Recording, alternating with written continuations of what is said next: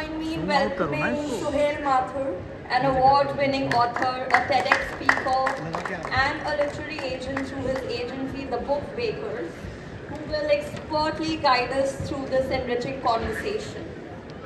Thank you, Suhail.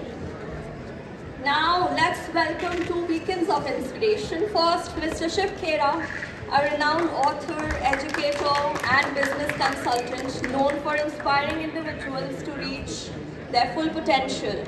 With over 40 years of research, his best-selling book, You Can Win, has sold over 8 million copies worldwide.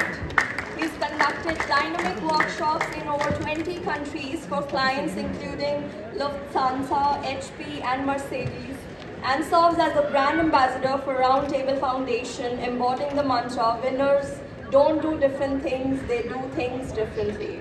And finally, Mr. Kapil Gupta, a parallel entrepreneur who believes in providing true meaning to the various organizations he runs and builds them in sync with one another. He jokingly calls himself the jack of all trades and a master of some.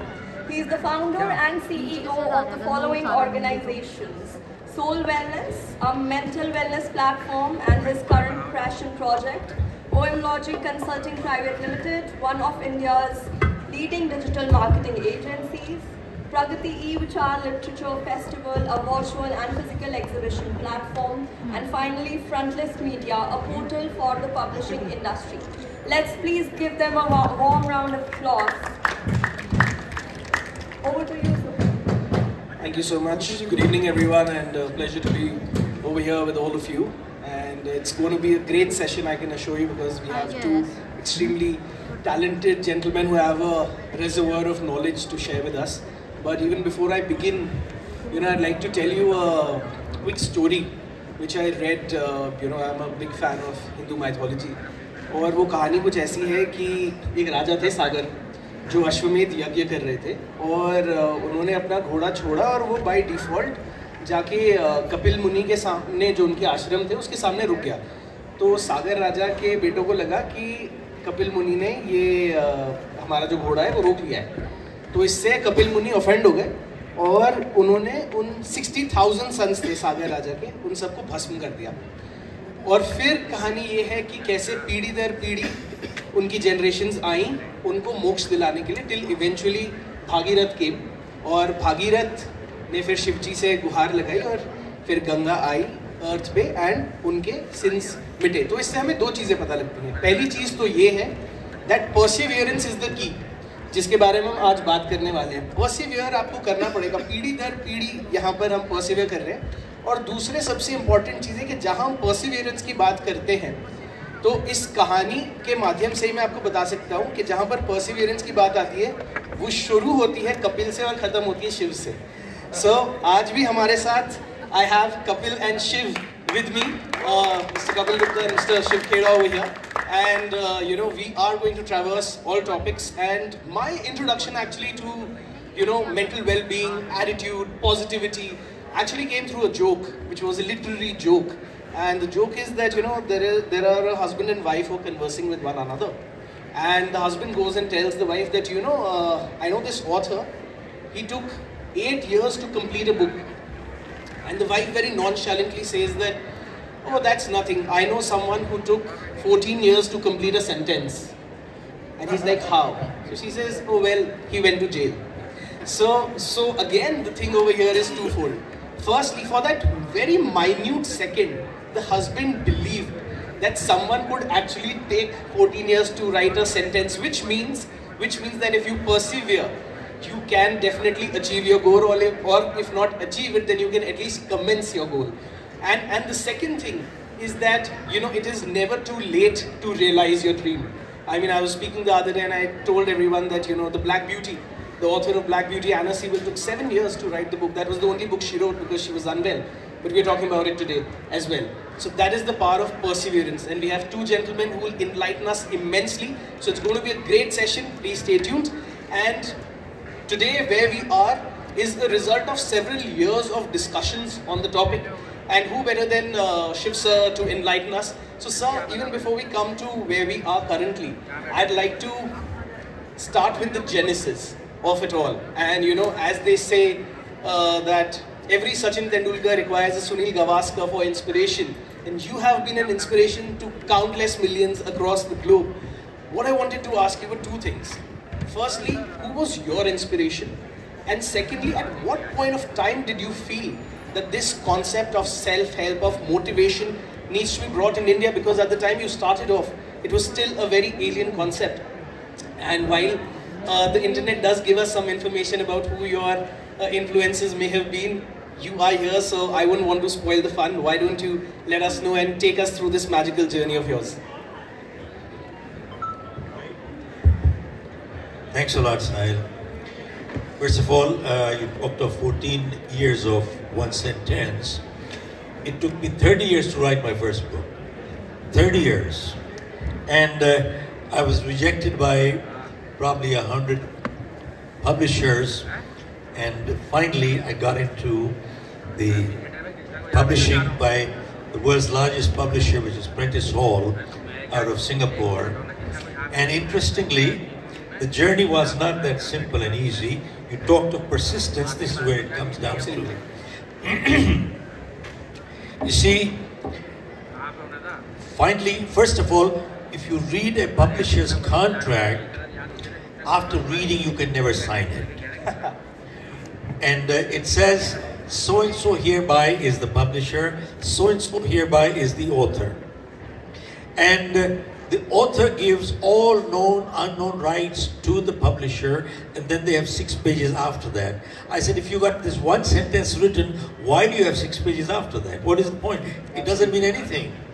But anyway, the bottom line is, after we signed up, every time I used to go to a bookshop, I was looking my book, where is it? I couldn't find my book. I said, maybe it's a bestseller. It's gone. Absolutely. Very fast. But then, when I went in, I asked them, do you have this book called You Can Win? They said, you can what? I said, you can win. They said, you can what? I said, well, maybe you don't know by the name of the book. Maybe you know by the author. I said, it is written by Shiv Khera. He said, Shiv what?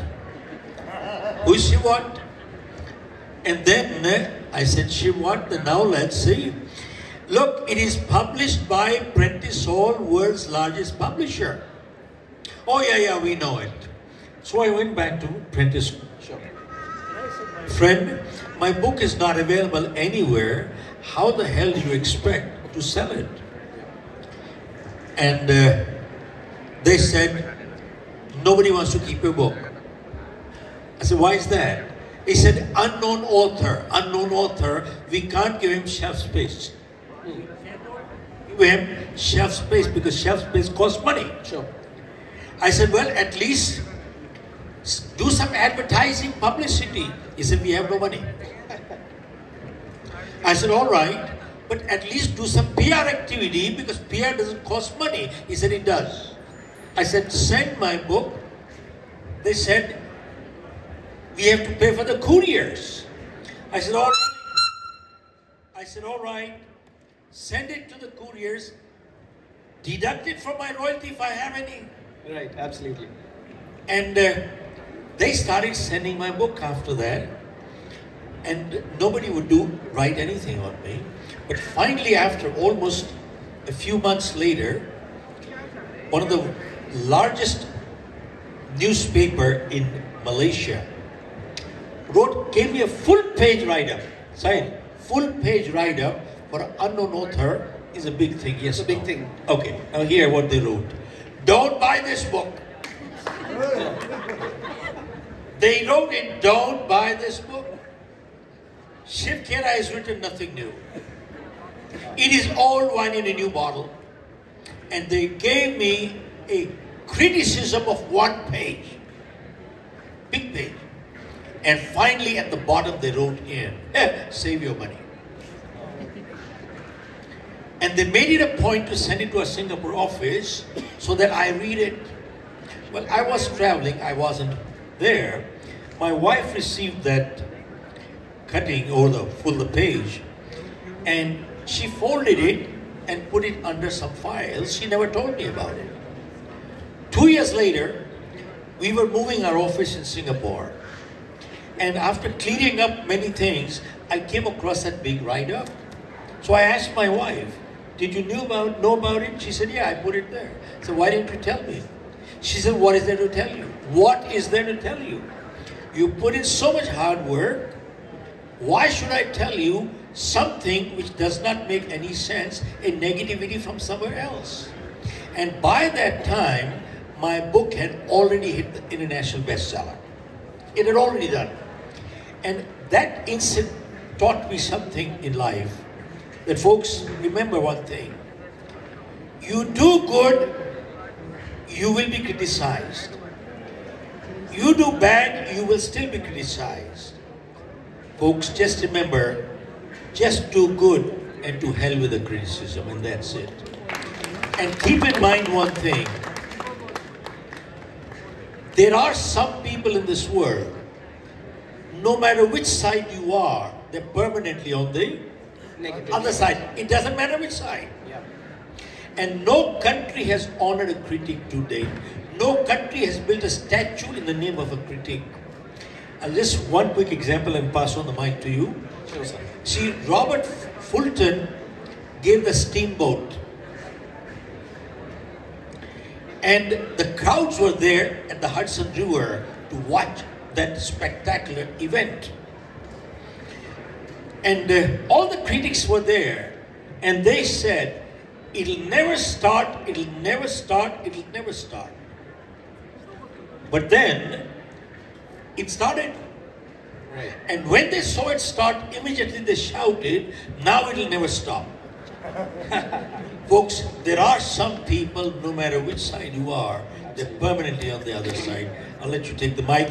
But this is the power of persistence. Remember, success is not measured by how high you go up in life, but how many times you bounce back when you fall down. That is success. That is success. Absolutely. That is persistence. Absolutely. And what we've also realized is that more than being persistent with respect to writing the book, you need greater persistence to ensure that your publisher promotes your book. That's one. And you know, sir, when you were mentioning that they wrote that it's old wine in a new bottle, he hasn't said anything different. Well, he should have just said, I don't do different things, I do things differently. that should have been the response. But obviously, what a wonderful story, sir, and a perfect start to this, which brings me to my next question, which is to you, Kapil. So now, Kapil, you know, as your interesting bio says, jack of all trades and master of some, thankfully. so what I wanted to ask you was that, you know, when we look at your company, Soul Wellness, that is definitely, in my opinion, something that you are a master of. And I'll tell you why I say this. You know, we've read books which deal with mental health, mental wellness, right? We have also seen or heard podcasts about it. But never ever have we come across, you know, an entire company dedicated to this holistic idea of wellness. So what I want to ask you is that how did you envision this idea, this revolutionary idea of having an entire company? Because also what we see, that when we talk about soul, you know, one would in a normal parlance say it's S-O-U-L, but yours is spelled differently, it's S-O-L-H. So what is the reason behind it, and how did you make this such a differentiating factor? Sure. So I started in the mental health world nearly 3 years back. And the reason I started was I saw everybody's life, everybody's mental health suffer. Right. And it has always been a problem. Pre-COVID, it's not like mental health was not a problem. It has probably been around since humanity. But 3 years back, when COVID was, you know, we were in the middle of it, I saw some switch flip. That is when I started really delving into, okay, so what is going on in terms of solutions in the mental health area? And I saw 3 kinds of solutions. One solution that was happening was purely some people coming up and saying, how do I sell more counseling and more therapies to people, and starting what is called as online marketplaces for mental health. Sure. Number 2, I saw organizations that were specifically focused on meditation, whether it is Calm, whether it is Being, whether it is, you know, Headspace. There were many companies that were specifically focused on this concept of meditation. And third, I saw people that would go do a 1 hour or a 2 hour workshop and would say, okay, we have revamped your mental well-being. And more I talk to people, more I realized what a fallacy there is in it. Mental health is not something that you get corrected from. Sure. Mental health is an ongoing journey. And you need to have a capability that helps you be there forever. That was the reason I started Soul Wellness. Sure. And in fact, that is the reason I wrote my book, which we recently launched, called as In My Head, where we talk about simplifying mental health. It is probably the most complex issue, the most complex subject for people to get. What I have tried to do is put it in extremely simple adjectives and extremely simple terms. Absolutely, and ladies and gentlemen, that's the book, In My Head. It's released at the World Book Fair, and after the event, both the authors would be available to sign their respective copies. So please make a beeline for it, because it's definitely going to revolutionize your life. And the second question that you asked, soul, S-O-L-H. So soul, and there is a story to it. Soul is an Arabic word that means making peace. This is what I tell my friends in America. And then I, went to Middle East, and if I would say soul, they will literally kill me. So I told them, it's salah. It's an Arabic word that means making peace, and they were very happy about it. And then I came to India, and some of my friends had a problem. Why did you have to keep an Arabic name? I mean, it's not enough that you gave a Hebrew name to your daughter. You have to keep an Arabic name for your company. And I told them, the name is not Salah, the name is Sulh. It's a Hindi word that means making peace. So that's the genesis of keeping the name. In fact, even Akbar had the Sulekul, which is about making peaceful relations. Which brings me to my next question, Shiv sir. So, Kapil mentioned that mental wellness, mental well-being is a continuous process. It's not something that is a one-time affair. Over the years, we have seen several strides being made in the field of mental health, mental well-being, focusing on yourself. And you have been at the forefront, and you're a pioneer in the field. But what I want to ask you is this: that sometimes when you have the first mover, you do have an advantage, because not too many people are doing what you are. So it is great. But at the same time, there may not be as much receptivity, because a few years ago, if someone had a mental issue, they would say, "Arey yaar, ye to pagal hai." If there is a child who's not scoring enough marks, and now we know that it's a learning disorder called dyslexia, we will say, "Ye to duffer hai." So what I want to ask you is that when you are speaking to so many people in an era of large-scale ignorance, how did you sensitize these people? Because mental wellness, just like they say that charity begins at home, mental wellness starts from having a good perception about you, so that you believe that you can improve. So how did you go about that, and how easy or difficult was it for you at that point of time to sensitize people about several of these topics? First of all, Suhail, when I had my book out, there were hundreds and thousands of self-help books even there, by the way. I mean, yeah, I understand that. Now, keeping that in mind, when you talk of mental wellness, invariably people talk of meditation and a bunch of other things. Now, I'm writing my next book on stress handling. First of all stress is not bad. All stress is not bad. See, it is stress that makes us perform. Now, all of us can handle stress. Hear this, folks, carefully. All of us can handle stress. What we cannot handle is chronic stress. Are you with me? Yes. When it becomes chronic, now we got a problem. Absolutely. Okay. But stress is also an attitude issue. Share with you a quick example. Please. A person is going to the office driving, and he has a little accident, fender bender. Fender bender is no big deal. You hit the fender and the bender. That's about it. And now the person comes out, they start fighting, they're shouting, and man, what a bad day it is.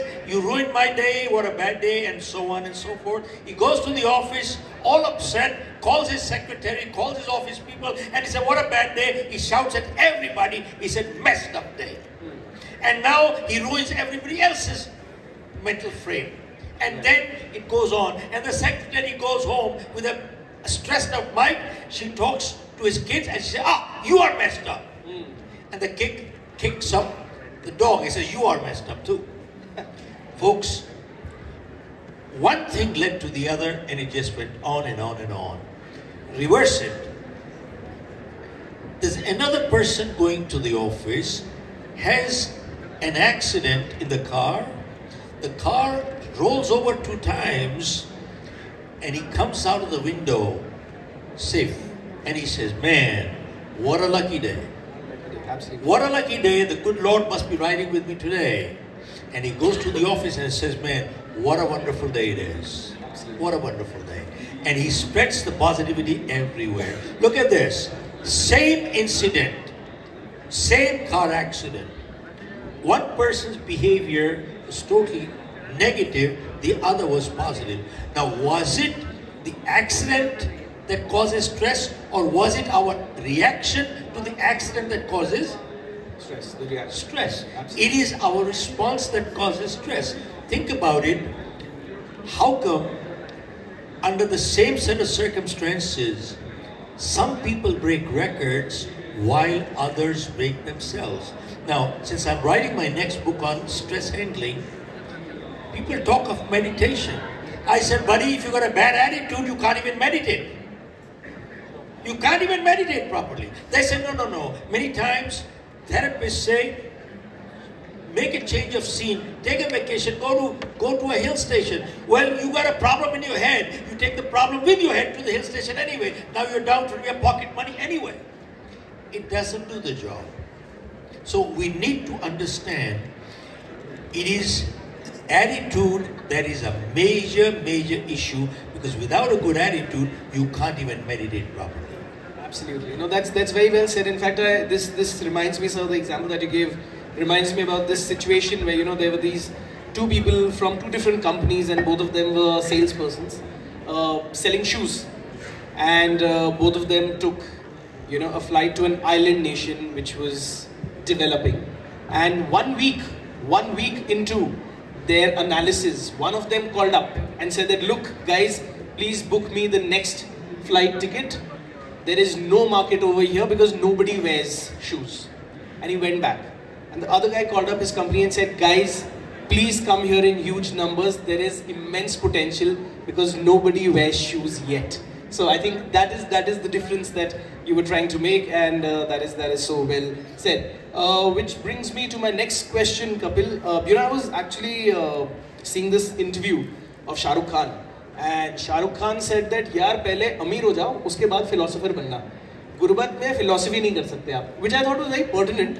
And so what he was in essence saying is that to give lessons of success, you need to have achieved it first and made yourself financially stable. Now, economy and mental wellness is also a subject that your book traverses, and it's a very different, very unique concept that you've brought about. So I of course know about it because I've had the opportunity to read your book, but for everyone who's sitting over here, why don't you tell us what that concept is, because you've also correlated it with wellness and productivity having a correlation. So please do let our audience know about it. So let me first say the relatedness between mental wellness and economy is not necessarily something that I conceptualized. I mean, it's been talked about everywhere. There are numbers that are thrown around. But as I said, I believe in simplifying things. So how I kind of put it across in the book, and I have talked about it, is think about yourself. There are days when you are good. You wake up on the right side of the bed. You are like sir said, it's a beautiful day. You go to office, you are happy about things, and you work, and you are able to achieve a lot. And the next day, you wake up on the wrong side of the bed. It's a bad day, you probably end up into a fender bender and end up fighting with somebody, go to office, you are unhappy, you don't do as well.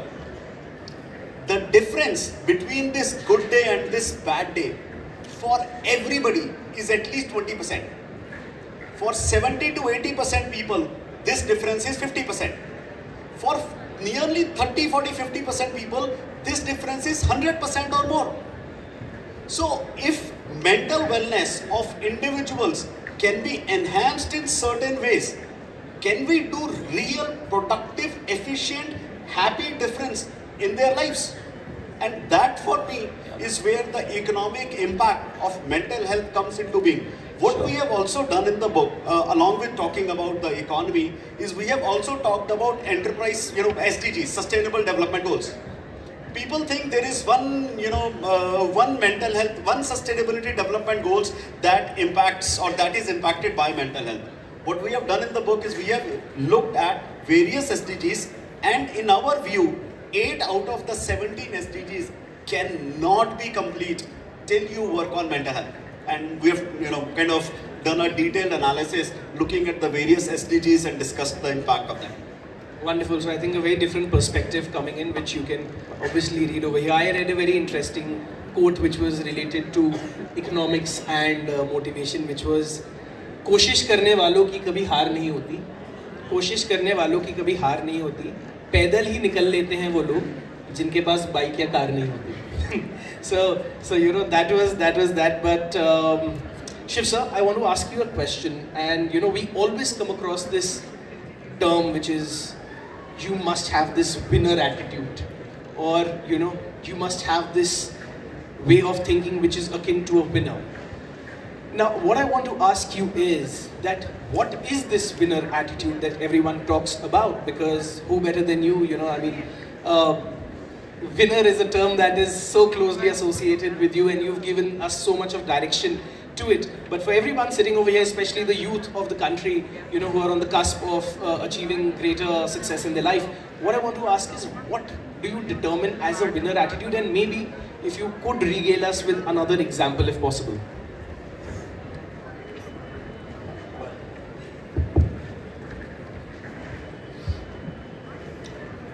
I'll just flip a little bit on this. Sure.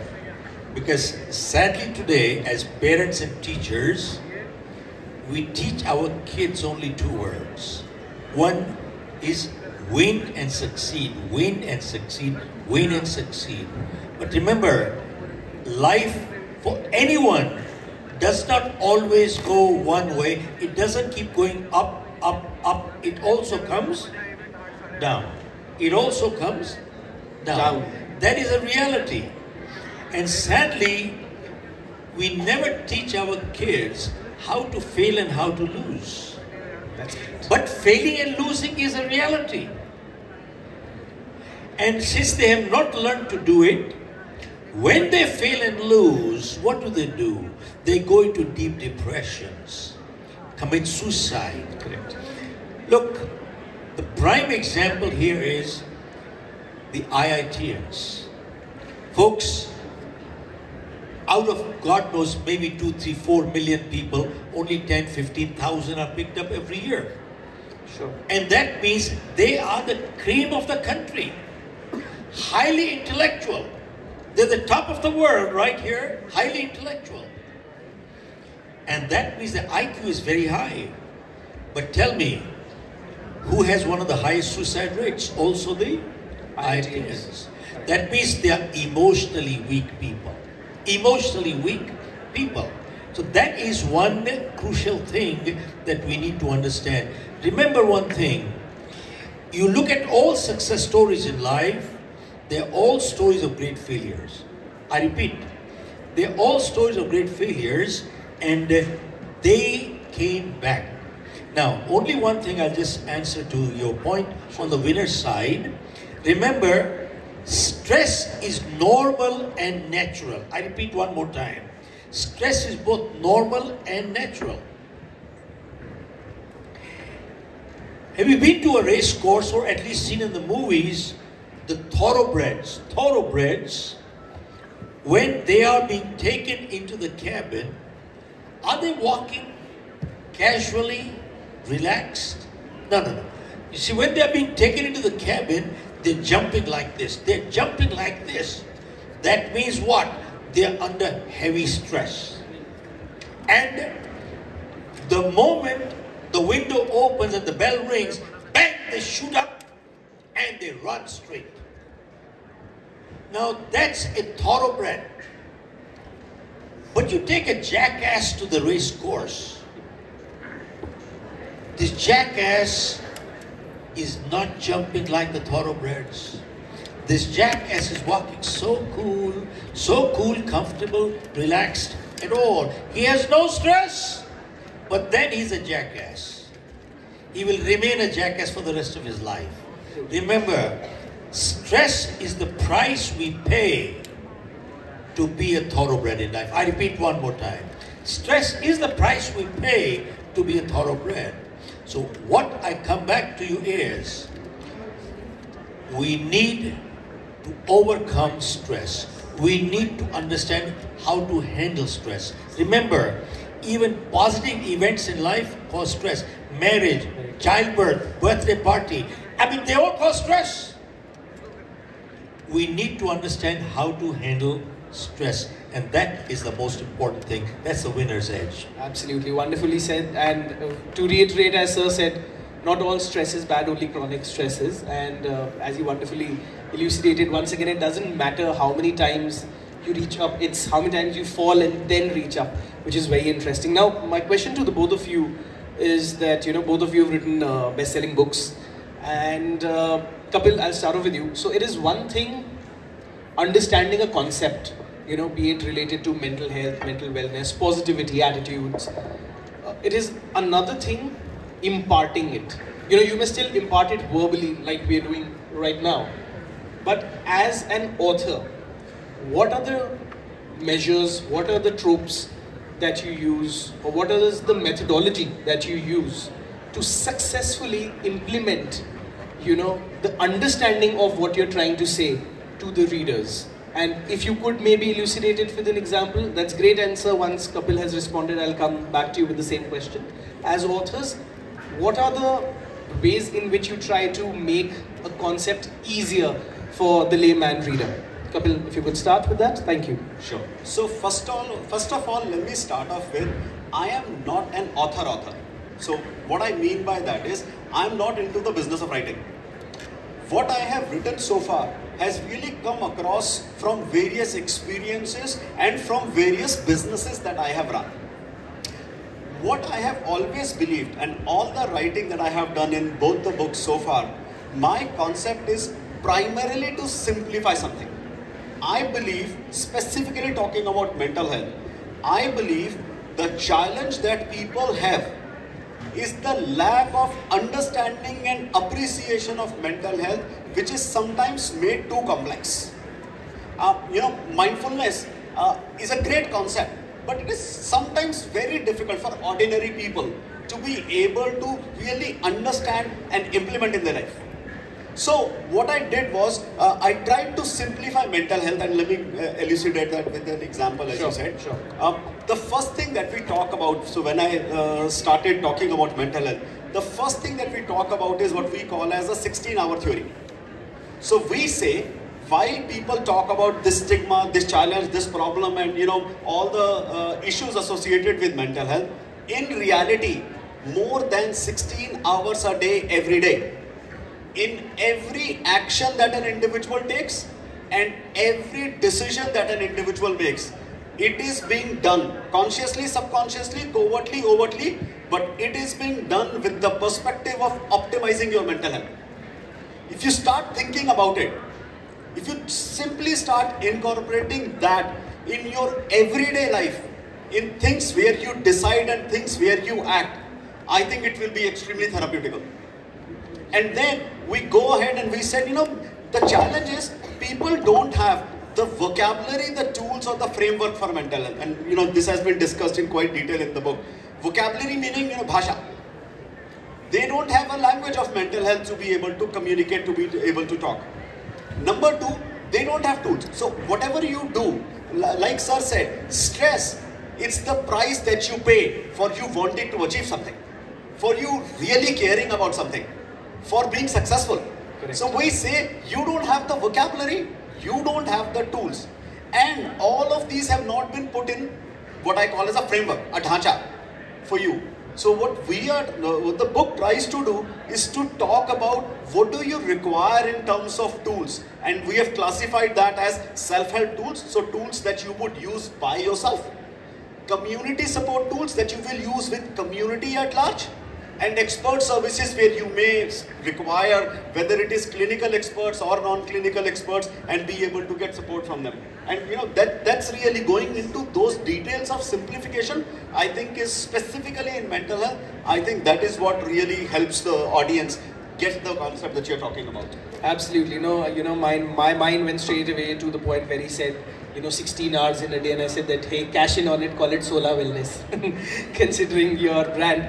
But wonderful. So, sir, I'll finally come to you before we open the floor for audience questions. Of course, I had a few, but we're running short of time. So, as an author and a very successful author, what are the measures that you take, to connect greater with your readers and to make them understand the concept that you're espousing?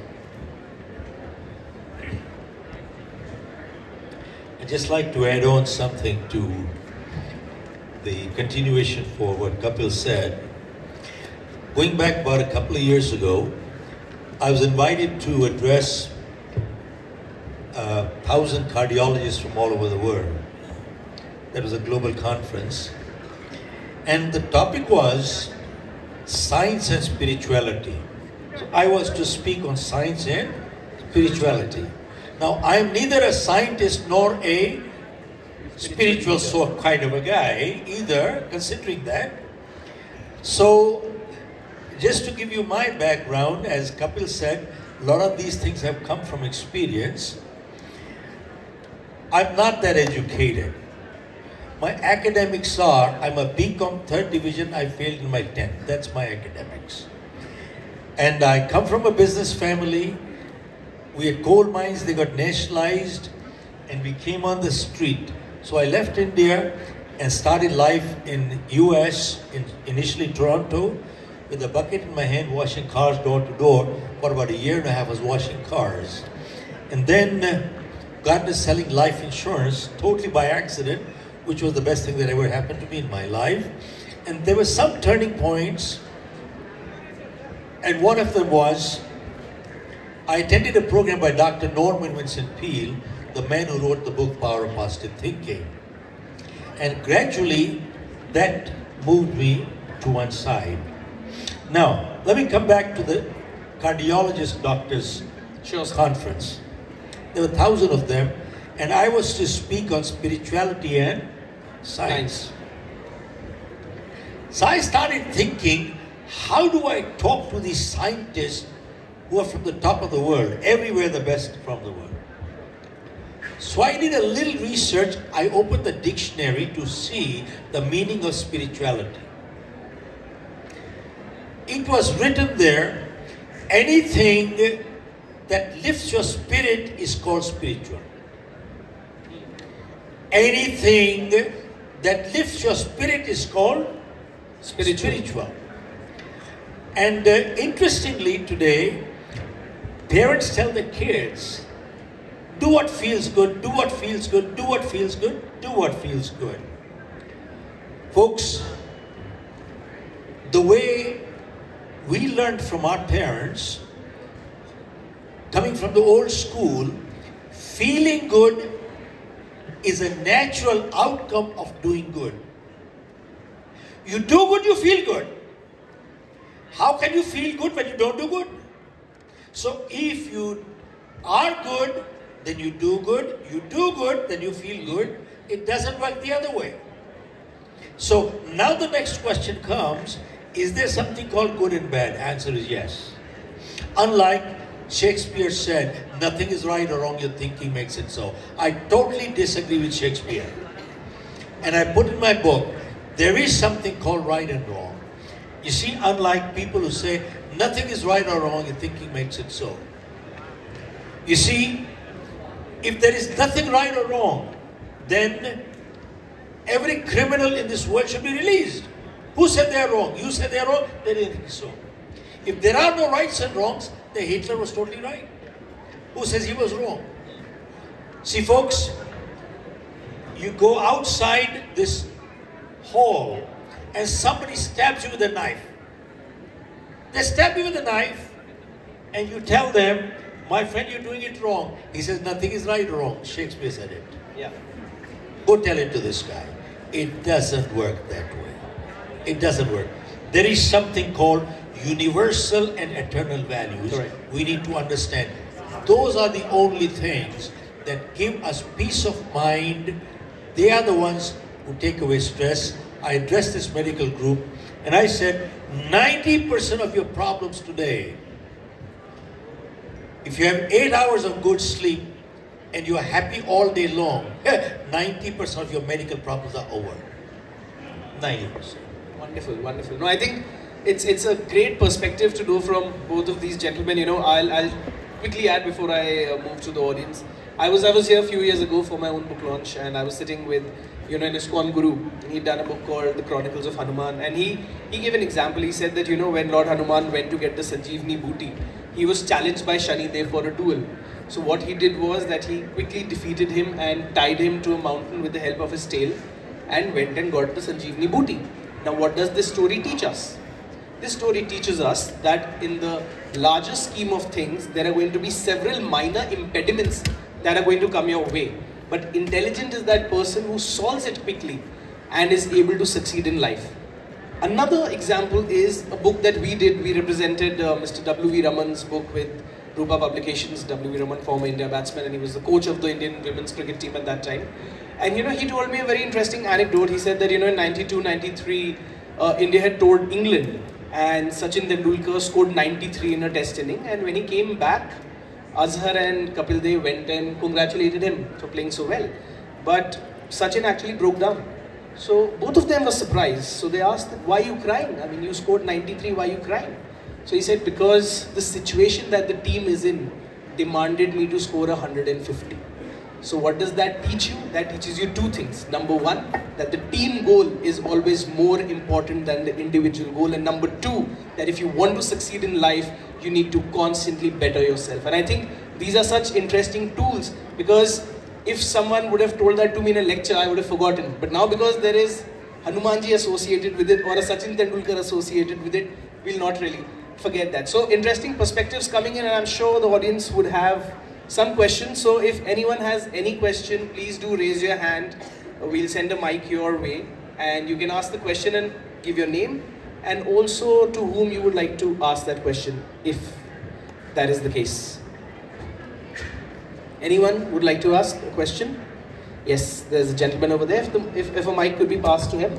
Your name and the question, and who do you want to ask it to? Or if it's for both the panelists. My name is Manoj Kumar. I want to ask a question from Shiv Khera sir. It was the day, I think before 20 years I read You Can Win. And it is a wonderful book. Still some attitude, some insights are with me. And it's a wonderful book. I want to ask one question from Shiv Khera sir. That there are some situations, stories are there, then how you can pick that learning from it? That learning, how should we learn from the situations? I want to ask that. Is there any situation in particular, or is it a general situation? General, any situation, how we come with the that positive or that empowering. I think you came a little late because he had mentioned a very beautiful example relating to a car accident. If you did hear. Yes. Okay, but sir, if there's anything else for the gentleman. Okay, first of all, I'd like to thank you for the kind words. I'm grateful to you, sir. Now, the only thing is, there are many people who read books. All I can say to you is, reading a book once is not good enough. In my new book, You Can Achieve More, I've given an example that 85% of millionaires and billionaires in the world are first generation. Only 15% are coming from inheritance. So they were asked, how come you gain so much financial success in such a short time? They said we read books. How many books? 50 books a year. Means 1 book a week. And they were asked, what kind of books do you read? They said, we don't read fiction. We only read self-help books. Why? Because one good idea is worth $1 million. One good idea. How many ideas do you need to succeed in life? Only one. Now, many times people say to me, Mr. Khera, I've read your book once. I said, you wasted your time and money also. You have wasted your time and money also. Because you will find a serious reader will never borrow or lend books. They'll never borrow. Many times people come to me and say, Mr. Khera, I got a great new book, I can lend it to you. I said, don't. Either give it to me, gift it to me, sell it to me, don't lend it to me. Why? I won't give it back to you. Why? Because when I read a book, I underline, make notes on the side. Why? Because I learned one thing. Reading a good book once is not good enough. There are books I've read 3, 4, 5, 6, 10 times. Arrow Electronics, $26 billion company in the US, is our client. During the peak of pandemic, they hit one of the highest quarters, $2 billion in sales. So they celebrated. They invited me to address. Their managing director, I asked him that people are closing shops, how come you're doing so well? He said, Mr. Khera, you don't remember, probably 10 years ago I attended your program, leadership program. And he said, you had a shop at the back. And he said, I bought your shop. I said, what does that mean? He said, I bought 800-900 books from you. And he said, everybody in my company, it is mandatory for them to read your book once a year. And he said, I read your book 25 times. And then he said to me, Mr. Khera, if you forget a paragraph in your own book, call me, I'll tell you where it is. Interesting. So keep one thing in mind.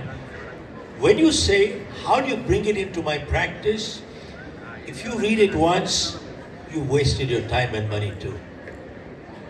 You need to internalize the book. It is not how much you eat, how much you digest that matters. Otherwise, you're wasting your time and money too. Thank you, thank you. So Manoj ji, the key takeaway is that isko to aap dobara padhiye, ek aur book aayi, wo bhi khareediye aap. Thank you. Right, sir. Thank you so much. One more. We have time for one more question. We'll let I think the lady over there had raised her hand, so I'm very sorry. But maybe you can ask the question after the event. We're very short on time. Your question, ma'am, and yeah, please go. Good evening to all. Yeah. Good evening, sir. Good evening. Sir, my name is Akriti Sharma, and I have a question from Shiv sir. Sir, whatever we read in the books, I mean, sometimes it's really difficult to apply it in our lives. Although the perspective is to, of course, learn something and to apply. But sometimes we fail to apply it in that life. So what is that one mantra you can give me, which I can certainly do that, because it happens with me. I read and I forget. Although I have learned from the last question that don't read it once, read it twice, thrice, unless you digest it. So Again and again and again. Keep one line in mind. Repetition is the mother of learning. I repeat one more time. Repetition is the mother of learning. And many times people ask me, Mr. Khera, do you also get demotivated? Answer is yes, I do. And when I get demotivated, what did I do? I read my book. My point I'm trying to make is, just the way our bodies need food every day, our minds need positive thoughts every day. See, if you don't feed your body with good food, what will happen? We fall sick physically. And if you, just the way our bodies need food, our minds need positive thoughts every day. Otherwise, we become mentally sick. See, this is like an athlete. When you keep practicing, your stamina is there. When you stop practicing, is your stamina the same way? It goes down. Similarly, that's why you need to go back to the read book again and again and again and again. Ma'am, there is no shortcut. And I heard one thing, these answers are simple. Are they easy? No, they're not. See, just the way motivation is like a battery, it dies if you don't keep adding fuel. Just the way your battery gets discharged, you need to recharge, discharge to recharge. But do you wait for the battery to die completely and then charge? No. So similarly, don't let your motivation level go down totally. Recharge here, recharge right here. That's how it works. That's the only way. There is no shortcut. Thank you so much, sir. This means a lot to me. Thank you. The key takeaways, as he said, again, again and again. So break it down and you'll get again, again and again. So that is the mantra that you need to definitely keep in life. And thank you so much. Thank you so much. Thank you. Yeah. Please. Folks, when we do our 4-day leadership program, at the end, people walk away with an action plan for the rest of their life. And we hand over to everybody a wristband called You Can Win. It's a You Can Win wristband. And sometimes I meet people at the airports and they come enthusiastically to me and they say, Mr. Khera, do you find any change in me? I said, I can't tell any change right now in 1 minute. But then immediately what they do, they show me the wristband, they're still wearing on their hand. I said, what does that mean? He said, Mr. Khera, I left your program with an action plan and I'm still wearing the wristband after 5 years. What is the purpose behind it is, whenever I see the wristband, it reminds me of the program. Whenever I see the wristband, it reminds me of the program. So folks, what I have done today is, I have brought a wristband You Can Win for all of you. If you like it, we'll be more than happy to hand over a wristband to each one of you. It'll remind you of this program whenever you come. What a noble initiative that is. Time truly flies when we're engaged in meaningful and enriching conversations. First, I'd like to thank Mr. Shiv Khera and Mr. Kapil Gupta for sharing their unique perspectives and insightful wisdom. Your expertise coupled with your passion has empowered us with practical tools and shifted our mindsets towards unlocking our full potential. So thank you so much, sir. And to our esteemed moderator, Suhail Mathur, a round of applause for skillfully guiding this conversation and ensuring everyone's valuable contribution for her. Thank you so much, sir. Thank you so much. Thank you so much. So to express our appreciation for the contributions, I would like to invite Mr. Kapil to please felicitate our guest, Mr. Khera.